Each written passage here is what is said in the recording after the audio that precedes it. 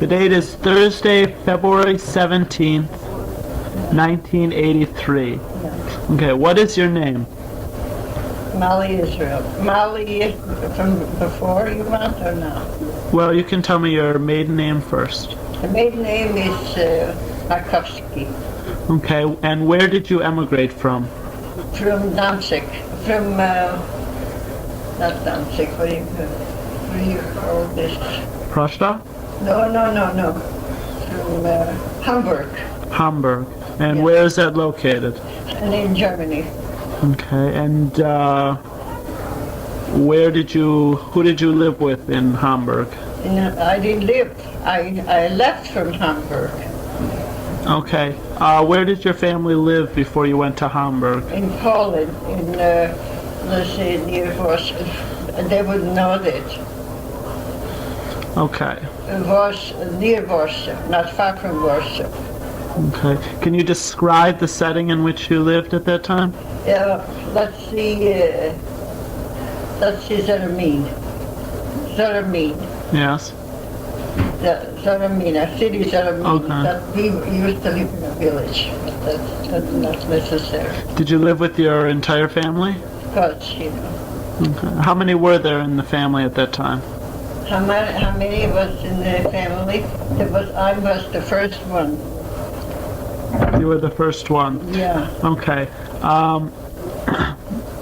You immigrated to the United States, is that correct? When I came, You immigrated to the United States. 1913.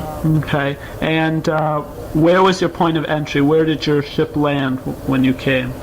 To Ellis Island. You went to Ellis Island. Yeah. What was your reason for emigrating? Was the reason because there was 8 children at that time. I was the oldest one, and they weren't rich. They were poor, and I had to go to America because I have an aunt here, an uncle in New York. An uncle in New York. Yeah. What year was it that you emigrated? That was the year. The year was 1897. And how old were you at that time? I was 16. You were 16 years old. Can you tell us anything about what it was like in Ellis Island? Do you remember anything? Ellis Island, I was very naive and young. I didn't go many places, so I can't tell you, but I'm going to tell you. They put me in, I was young, and I never saw black people. Negroes, you know, if you want to say black people. And they put me in a room, you know, overnight, before my uncle came to get me. They put me in a room, and I was very scared. And I cried that I don't feel good. So they put me in another room, and there were white mice running around, you know, in my bed. Was this on Ellis Island? Ellis Island. Yes. Then Uncle came and he took me home, to his home. Mm-hmm. And I came to an uncle, he was very poor. The time was very bad that time. It was depression. Everything was cheap, there was no money to buy. Mm-hmm. And it was just a horrible thing, you know. They had one son, and the son was sick. They took him to a sanatorium. He was around 18 years old, and it didn't took long. He died. And I was just terrible, depressed. And then, you know, you taking it off? Yeah. Then when I came here to Milwaukee, he sent for me. There was a time that didn't cost much from New York to come, but it took me 24 hours to come to Milwaukee. And how did you come to Milwaukee? By a train. Train. The train was going 24 hours. 24 hours. Yeah. Mm-hmm. When I arrived to Auntie, she was very sick. And she gave birth to a daughter, which, you know, I helped her a lot. But I was with 4 children, and I worked very hard here, had a very bad. Should I tell you all these things? Huh? You can tell me. Yeah. It was very bad, and I really suffered. I was a young kid, but I took over an entire house, and then he went to the hospital for an operation. And you know, the child was only 3 months old, and I took care of the child. This is That the was aunt's child. Margaret, yeah. Yeah. And his child.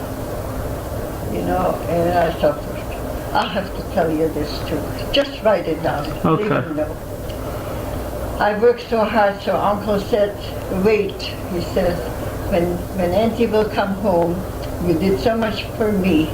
I'm going to buy you whatever you need, nice clothing. You should be able to go to work.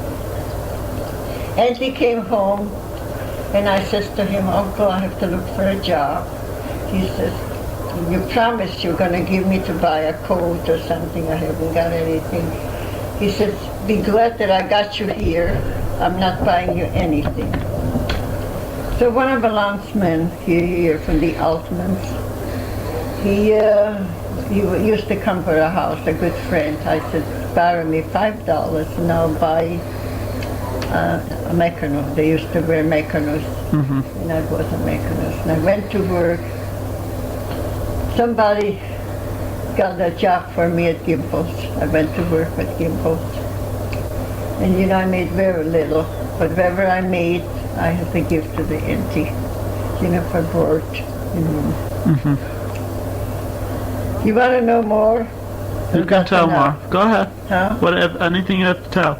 Let me ask you, what did you think the U.S. would be like? Did they tell you anything in Europe In before Europe, you they came? told me when you come to America, you'll have everything. It's so good, it's so wonderful, America, that, you know, it's a golden land. America is a golden land. And when I came here, I first realized what the golden land means, you know, that people couldn't get no jobs. They were working for $1.50 a day, a week. A week. A week, $1.50 a week. And that's what they made. Everything was cheap, but there was no money to buy. And you know, I went with Uncle in the street, and I saw a woman standing outside, sitting in covered, you know, with wrecks, you know, and I asked her, what is it? What has she got? And a little plate was on the table. I said, what is this? Why is it that the woman is sitting like this? He said, they throw her out from the rooms. She didn't have no rent to pay, and she has to make money to get, you know, to the landlord the money to, you know, by string his street. Whoever went by to throw in some money. That's what I went through in New York. When I came here too, I told you the story. Maybe you don't write it wrong because I didn't tell you. It's all going on the tape. We'll record it back. Well, let me ask you, what were the major differences you found between your life in Europe and your life in America? Honey, if I should tell you the whole story, I wouldn't want others to know, because it's a horrible truth I went through in life. I didn't have no child life. Not at all. I was right away grown up, and I had to work hard because she had every 2 years a child. And I worked very hard in Europe. Very hard. It wasn't appreciated. I wouldn't tell you. Okay. I can't tell you that. Okay. I just can't. All right. Did you ever maintain any ties with your homeland, where you were from? How did you maintain ties with your family, cultural ties? What do you mean with this? After you came to America, was there any communication between yourself and your family back in Europe? Well, when I was here in America, you know, 4 years, I didn't hear from my parents at all.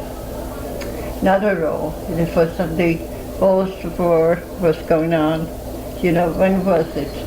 4 years later. I didn't hear from my parents, nothing from my father, just like lost.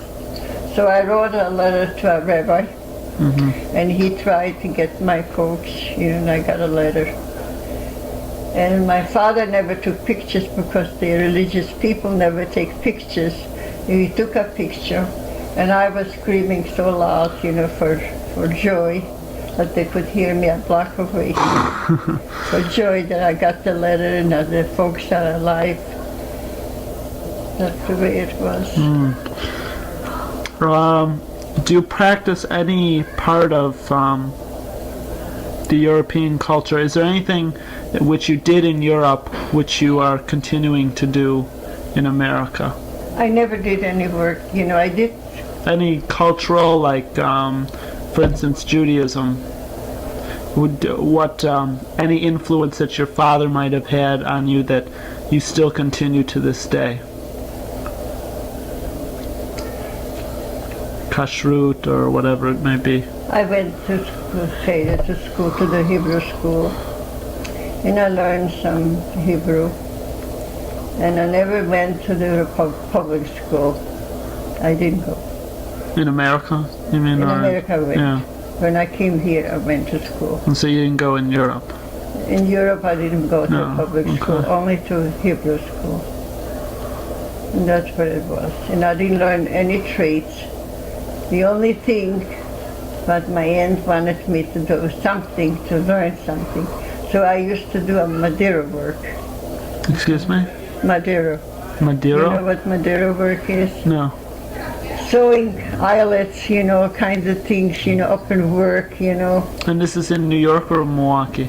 I did it in New York Country when I was a young kid, And that's when I came here. So I went to Gimbel's to work. You worked in Milwaukee at Gimbel's? Milwaukee, downtown. You became a U.S. citizen, is that correct?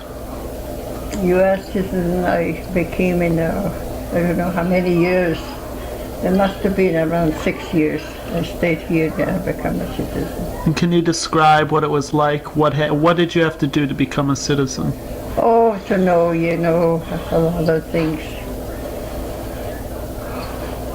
When why we celebrate, the 4th of July.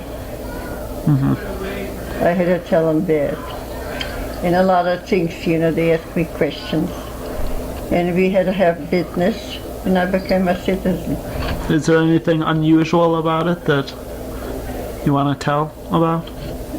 Nothing was unusual. I knew all the questions, what they asked me, and I became a citizen. Okay.